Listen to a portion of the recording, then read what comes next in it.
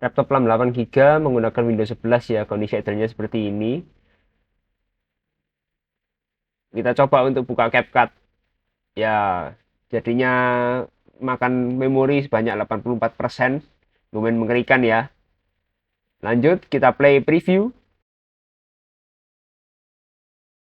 Sudah di 90%, sangat mengerikan. Langsung kita upgrade ya RAM-nya. Ini kita bongkar dulu, ada 9 baut.